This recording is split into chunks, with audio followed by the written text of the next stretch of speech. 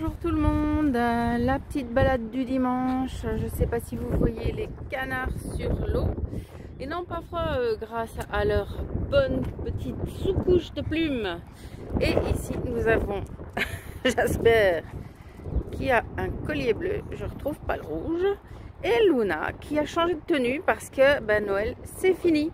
Et donc elle a mis son petit body avec un petit cœur. Et la voilà qui recommence à nous faire une démonstration de tournicotage. Toujours aussi bizarre cette affaire. Désolée, aujourd'hui il y aura de nouveau du vent. J'ai sacrifié à la technologie Bluetooth pour essayer de préserver un tout petit peu vos oreilles. Mais je ne suis pas responsable, bien entendu, de la météo. C'est pas moi qui l'a fait, c'est les autres. Sinon, je peux vous assurer que je vous aurais donné du soleil, hein, franchement. Voilà. Petite réflexion du jour. Après avoir discuté avec une amie qui est toujours, dont les réflexions sont toujours très pertinentes. Attendez, parce qu'il y a un chien. Et viens ici, Jasper, ici, Jasper. Viens ici. Ouais, on s'en fiche complètement. Hey! Bonjour monsieur, désolé. Viens ici, Jasper. Ouais, Jasper. Mais enfin. Jasper, dis! Hey, qu'est-ce que tu fais? Bah, vous avez raison, hein. Elle, normalement, elle va être gentille. La petite. Dis, ça va pas? On parle pas aux gens comme ça? Ah, c'est parce que c'est un chien loup? Ça vous plaît pas? Eh bien, c'est quoi cette xénophobie maintenant? Allez, venez! Andouille! Oh là là! C'est comme ça qu'ils se font manger après. Bon, donc je disais, je ne sais plus. Ah oui, que j'avais discuté avec une amie qui était vraiment toujours de très bons de très bons conseils et qui a une très bonne oreille aussi. Et il en ressort de cette discussion que nous sommes effectivement dans une société où il y a énormément d'immaturité. On me demande très souvent ce qu'on peut faire, comment s'en sortir, pourquoi les gens, la majorité des gens ne bougent pas. Il faut se rendre compte que prenez un petit enfant, un enfant très jeune. Il ne va pas discuter si vous donnez un ordre. Si vous lui dites qu'il ne peut pas traverser la rue, il va peut-être partir en courant, il faudra le rattraper, mais une fois que vous l'aurez rattrapé, il ne va pas discuter avec vous parce qu'il a envie de traverser la rue ou mettre ses doigts dans la prise. Un enfant qui commence à grandir, qui commence à mûrir, il va avoir des pourquoi. Pourquoi c'est dangereux de traverser la rue? Pourquoi c'est dangereux de mettre ses doigts dans la prise? Qu'est-ce que c'est que l'électricité? D'où viennent ces voitures? Il va avoir des questions. Et un adulte, lui, eh bien, il aura appris à ses dépens ou pas, que les réponses sont cohérentes, sont pertinentes, et il saura pourquoi il ne doit pas faire ce genre de choses. Quand vous avez une pandémie, c'est une épidémie sur l'ensemble de la planète. Je jette un œil parce que, comme d'habitude, Luna, elle fait arbre par arbre et donc on avance moins vite à ce train-là. Donc quand vous avez une pandémie, c'est une infection, c'est une épidémie qui touche l'ensemble de la planète. Et qu'on vous dit que pour franchir la frontière, prenons mes voisins, hein, la France, quand on vous dit que pour passer la frontière belgo-française ou franco-belge, il nous faut un pass ou un test, encore on pourrait dire que le test, peut-être ça aurait une certaine forme de logique si on imaginait que les gens qui sont de part et d'autre de la frontière immédiatement de part et d'autre de la frontière sont tout à fait exempts de virus et que nous sommes des bombes à retardement. Mais essentiellement, si on vous dit qu'il faut un pass, eh bien le petit enfant qui fait confiance à papa État, il va accepter. Il va pas se poser de questions. Celui qui grandit, il va se dire mais pourquoi faut-il un pass? Et alors on va lui répondre parce qu'il y a une pandémie. s'il est en bon chemin pour avoir une certaine maturité, il va réfléchir plus loin que ça. Et c'est là qu'on devient adulte, c'est quand on se dit, mais en fait, s'il y a le même virus des deux côtés de la frontière et qu'il me faut un papier pour passer la frontière, nous ne sommes pas dans une situation sanitaire, nous sommes dans une situation d'obligation politique. C'est un Ausweis, comme exactement comme dans la Deuxième Guerre mondiale. Et dans ce cas-là, eh bien, il faut se positionner par rapport à cette politique. Et se dire, soit j'adhère à cette politique, je trouve ça bien finalement, de restreindre les libertés individuelles, sous prétexte qu'on a envie de savoir où sont les gens, parce que sinon je ne vois pas, puisque c'est pas sanitaire, je ne vois pas à quoi ça sert. Ou alors je n'adhère pas et je refuse, ce qui est le signe d'une maturité suffisante.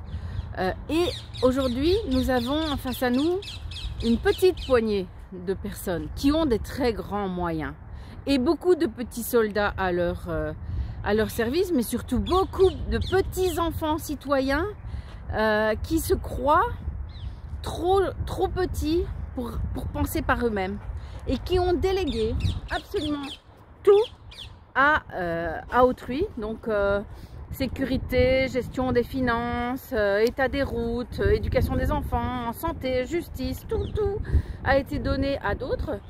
Et entre les gens qui pensent qu'il suffit de ne pas regarder les mondialistes pour qu'ils disparaissent ou qu'ils ne puissent pas impacter leur vie. Je vous rappelle quand même que les juifs qui ont raisonné comme ça, ça s'est très mal fini pour eux. Hein. Donc non, il ne faut pas regarder ailleurs, il faut regarder ce qu'ils font. Ce n'est pas pour autant qu'il faut rester hypnotisé, parce que ce n'est pas la solution non plus. Mais c'est très important de continuer à s'informer. Donc entre ceux qui pensent qu'il suffit de fermer les yeux pour que le loup disparaisse, entre ceux qui n'ont pas le temps parce qu'ils n'arrivent plus à joindre les deux bouts, je ne suis pas dans la critique, ils n'arrivent plus à joindre les deux bouts parce que financièrement c'est épouvantablement compliqué, entre ceux qui pensent qu'ils ont tout compris et qui n'ont plus besoin de réfléchir, et ceux qui en ont ras-le-bol et qui ne veulent plus en entendre parler, on a aussi toute l'immense majorité des gens qui préfèrent ne pas voir la réalité en face parce que ils ont besoin de papa État et de maman justice et ils ont peur en fait, ils ont peur de réfléchir tout seuls. Ils n'ont pas appris, l'école les a rendus bêtes et le courage a fondu. Et là, ma dernière vidéo où je disais les gens, mais que faudra-t-il qu'on vous fasse pour que vous soyez fâchés? Mais en fait, ce qu'il y a, c'est que vous prenez l'enfant, il est rarement fâché longtemps sur papa-maman parce qu'il en a besoin. Il a besoin d'eux. Et donc, s'il se fâche trop longtemps avec papa-maman, qu'est-ce qui se passerait? Il pourrait être abandonné, on pourrait cesser de le nourrir, on pourrait cesser de le protéger. Alors, un parent bienveillant, bien entendu qu'il va continuer à nourrir et protéger son enfant et s'en occuper, il ne va pas l'abandonner. Mais un parent maltraitant, il va faire quoi avec son enfant? Surtout s'il n'est pas gentil. Il va le battre, il va l'enfermer, il va le négliger, il va peut-être le vieux-tute, puisqu'on ne peut pas dire certains mots. Je pense que la censure devrait un tout petit peu diminuer sur YouTube aussi, mais pour le moment, on en est toujours à se méfier des mots. Donc voilà, un parent maltraitant, il peut même tuer son enfant. Et on en est là en fait. On en est là que l'enfant est tellement en panique, l'enfant, le petit citoyen est tellement en panique, parce que tout le monde sent bien qu'il y a un truc qui ne va pas, hein, tout le monde, hein, mais il s'imagine qu'il ne peut pas survivre sans cette structure étatique qui est maltraitante et qui est criminelle, hein, parce que ici, moi je vais cesser de parler d'effets secondaires aux injections. Je vais commencer à parler, enfin j'aime bien souvent dire effets indésirables plutôt que secondaires. Ici je vais dire des effets désirables et désirés, parce que ce qui se passe est voulu, est prévu, organisé de longue date. Je suis arrêtée parce qu'il y a Luna qui n'avance plus, elle tourne sur elle-même. Alors Cocotte, tu viens, c'est organisé depuis longtemps. C'est organisé par l'industrie du médicament, mais surtout, en fait, elle est un passage obligé. Mais c'est surtout par le complexe militaire, mais militaire secret. Parce que qui a été en obligation de se faire injecter, ce sont les soignants. Ce sont les protecteurs, donc les soignants, ceux qui prennent soin et ceux qui protègent, les policiers, les gendarmes, les pompiers, et les militaires. Qu'est-ce qui va se passer si nous n'avons plus de personnel pour nous soigner et de pompiers pour éteindre les incendies et de militaires, de bons militaires, ceux qui veillent au bien du peuple et au bien du pays? Eh bien, ça va laisser la place à l'armée de l'ombre, en fait. Et c'est exactement ça qui est voulu. Et donc, ici, nous sommes dans une guerre déclarée contre les peuples par tous les moyens possibles et imaginables, y compris une arme biologique qui est injectable, avec des résultats qui sont souhaités, qui étaient programmés par ces gens-là. Et je pense que ça, c'est vraiment très important. Souvenons-nous comme un paysage qui se reflète dans un lac, que ce qui se passe dans l'ombre chez ces gens, c'est le reflet des pires choses que nous avons en nous. Nous sommes capables de faire des horreurs également. Surtout si on ne travaille pas nos traumas, surtout si on n'amène pas ça en conscience et on ne met pas ça dans la lumière. Il faut accepter sa part d'ombre et savoir que nous en avons, et que nous devons systématiquement lui opposer la lumière. Peu importe quelles sont mes convictions, mes croyances, ma religion, ma spiritualité, peu importe. Il est très clair aujourd'hui, parce que j'ai eu quelques réflexions par rapport à ma dernière vidéo quand je parlais du brouillard et que je demandais pour qui il prépare ça. Peu importe ce que moi je pense. Ce qui compte, c'est au service de qui eux, ils se sont mis.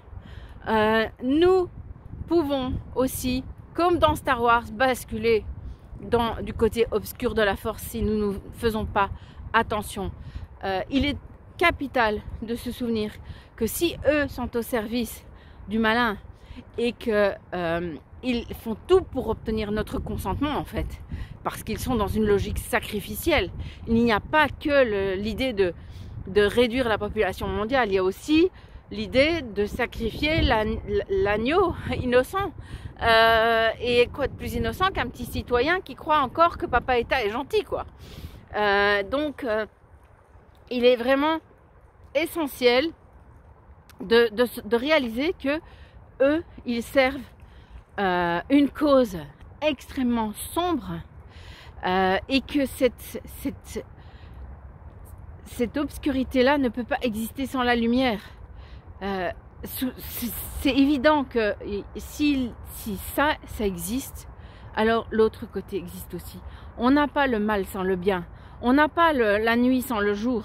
On n'a pas la tristesse sans le bonheur et inversement. Comme un paysage qui se reflète dans l'eau. Eux sont au service de qui, vous savez. Ils y croient très fort. Ils font tout pour nous le montrer et pour qu'on soit d'accord d'y aller de nous-mêmes. Et c'est là qu'il est vraiment important de savoir au service de qui nous avons envie de nous mettre. Même si on n'est pas croyant, on peut être au service de la justice, de la beauté, de la culture, des enfants, de la nature, du soleil, peu importe, de la vie en fait. Mais vraiment veillons à ne pas basculer dans l'ombre, à ne pas basculer dans le désespoir, à ne pas basculer dans la haine. Justice, il faut qu'il y ait. Colère, la colère elle est légitime. La haine, c'est autre chose parce que c'est destructeur pour soi-même. Alors voilà, je ne vais pas faire une très longue vidéo aujourd'hui parce que c'est pas la peine non plus, mais il faut vraiment... Ah, il y a des drôles de bruit dans le bois avec mon chien qui court. Il faut vraiment... voilà, par exemple, un animal qui tue pour manger, est-il un monstre? J'ai beaucoup de compassion pour les gazelles quand je vois une gazelle se faire manger par un lion. Mais quand je vois un lion qui meurt de faim, j'ai de la compassion pour le lion, quoi. Manger ou être mangé, pourquoi ont-ils pu obtenir autant de puissance et autant comment ont-ils réussi à nous faire croire autant de choses fausses pour nous rendre vraiment tout petits et immatures? Ben, c'est parce que nous avons cette propension à la paresse en fait, et à croire au sauveur. Est-ce que vraiment il va y avoir un sauveur sur cette planète? Vous croyez qu'un seul homme, un homme tout seul va pouvoir solutionner tous nos problèmes? Je crois pas, non, je crois pas. Et encore une fois, je ne veux pas quelqu'un qui est autant que moi susceptible de basculer dans le mal en fait, parce que vous pouvez pour tout un tas de raisons avoir l'impression que effectivement le peuple étant complètement infantilisé et infantile, eh bien vous savez mieux que lui ce qui est bon pour lui. Et donc vous allez, comme en Chine, décider qui a le droit de voyager ou pas, qui a le droit de faire des enfants ou pas, quel métier vos enfants auront le droit d'exercer. C'est vraiment ça. Donc que peut-on faire aujourd'hui de notre place? Parce que c'était ça finalement que on me demandait. Je crois que ce qu'il faut faire, c'est travailler à notre propre maturité, à notre propre réflexion. Et la maturité, ça passe aussi par le contrôle de ses pulsions, y compris les pulsions de haine, y compris les pulsions... Et je suis pour la justice, mais je ne massacrerai personne. Il faudra que chacun soit mis devant ses responsabilités d'adulte. C'est là qu'à ce moment-là, on va les obliger à devenir adultes aussi, parce qu'ils ne sont pas adultes, ils sont immatures. Ce sont des enfants difficiles à qui on n'a pas assez dit non. Et ils ont beau manipuler des milliards de dollars, ça n'en reste pas moins des sales gamins capricieux qui auraient peut-être dû être un petit peu plus souvent punis, et en tout cas qui auraient dû entendre un peu plus souvent non. Donc soyons nous les exemples à suivre, soyons adultes, et c'est pas facile et on n'est pas adulte tout le temps, c'est clair, mais soyons au maximum des adultes exemplaires, c'est-à-dire donnons envie aux autres de faire comme nous, montrons le chemin, montrons que c'est possible, montrons qu'on peut réapprendre à vivre avec une réflexion, avec un regard qui est bienveillant sur l'autre, avec un projet de vie, avec des savoir-faire que nous avons perdus aujourd'hui, mais qui sont encore accessibles tant qu'ils n'ont pas tout à fait disparaître nos anciens. Il y a encore moyen de se souvenir, j'espère, de se souvenir de certaines choses. Réapproprions-nous la santé, la culture, l'agriculture, la musique, la justice, la politique. La politique, on n'a pas besoin d'être dans un parti pour faire de la politique. Il faut faire de la politique à partir de l'endroit où on est. Et la maturité, l'âge adulte, ça passe aussi par ne plus avoir peur d'affronter les conflits. Donc, c'est indispensable. Je ne dis pas qu'il faut hurler sur les gens ou aller volontairement les ennuyer, mais si quelqu'un se comporte mal envers vous, eh bien, quel qu'il soit, votre patron, votre conjoint, votre médecin ou votre pharmacien ou votre mère, enfin bourgmestre, mère, eh bien, c'est non. Ça ne se passe pas comme ça, c'est non. Il faut se faire respecter dans le calme et la dignité, dans la maturité, mais il faut apprendre à mettre des limites. Nous n'avons plus aucune limite et à cause de ces foutus réseaux sociaux qui ont un bon côté puisqu'on arrive à se parler et à s'informer, mais qui ont aussi un côté très immédiat. Les gens n'ont plus de patience. Ce sont des enfants, hein.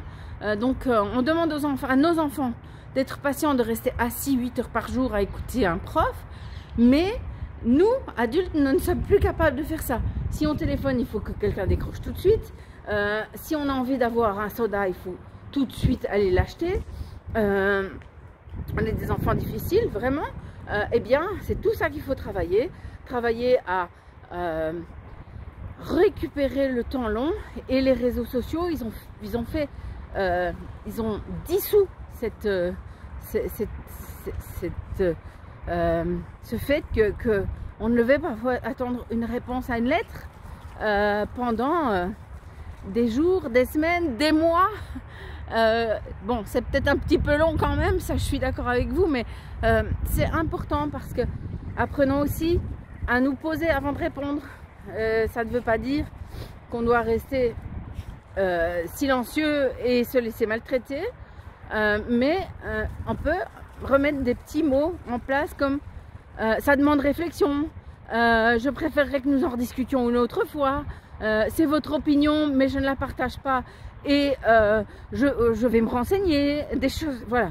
On n'est pas obligé de répondre du tac au tac, je ne vous permets pas de me parler sur ce ton, quel que soit le sujet, et même si vous avez raison, ce qui n'est pas dit, enfin bref, remettre en place des petits mécanismes qui remettent des petits points de suspension dans les phrases pour ne pas fermer le dialogue, mais recadrer les personnes qui pourraient nous maltraiter. Et à côté de ça, prendre les devants pour se renseigner sur des traitements. Je pense aux médecins. En France, il y a un énorme problème de disponibilité de médecins généralistes. Évidemment, c'est très compliqué. Et donc, les gens sont prêts à se laisser martyriser par leur médecin plutôt que de le perdre. Eh bien, c'est une erreur.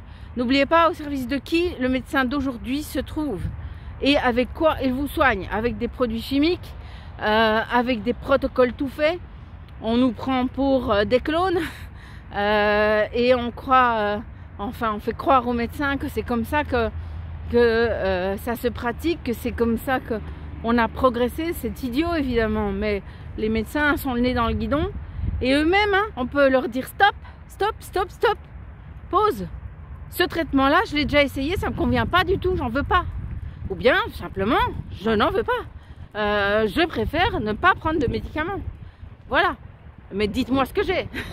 Parce que ça, c'est quand même votre métier, c'est mon droit. Enfin voilà, c'est une succession de réflexions qui sont peut-être peu intéressantes. C'est pas toujours très abouti, hein, mes vidéos, parce que j'y vais à l'impro et je suis parfois un petit peu fatiguée aussi. Mais je pense que ça peut résonner en vous. Donc ici, nous sommes à un moment de bascule où c'est déjà arrivé, hein, mais où on va changer de système et où où on est poussé à grandir individuellement. Et le fait de grandir individuellement, ça va amener à une collectivité plus mature. Mais donc, il est vraiment essentiel de comprendre qu'il ne faut pas faire des exploits, ce n'est pas nécessaire, mais il faut montrer la voie, porter la lumière, tenez le flambeau et montrer comment on fait pour être grand, pour être adulte et pour réfléchir en dehors de la boîte. Et aussi pour montrer que c'est ok. Que c'est ok. Regardez, on n'était pas injecté et on n'est pas mort. Donc c'est ok. C'est vraiment comme ça. Hein. Montrer l'exemple et remettre ses limites. Voilà. Je pense que le passage vers le système suivant, structure de société suivante, sera réussi seulement si on est un maximum d'adultes à passer. Et emmenons ceux qui ne sont pas matures avec nous, mais essayons de les faire progresser en chemin. Voilà. Là, j'arrive dans une zone de travaux, c'est un peu moche. De toute façon, je vais vous laisser. Je termine ma balade.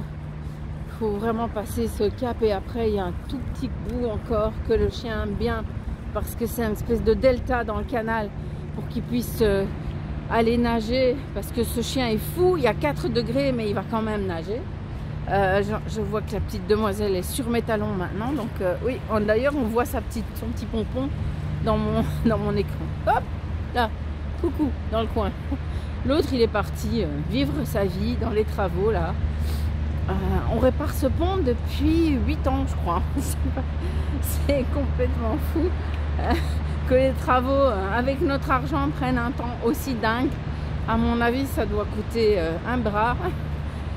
Pendant ce temps-là, on a des gouvernants qui jouent avec l'argent, qui blanchissent du fric, qui distribuent des milliards de subsides sans aucun contrôle.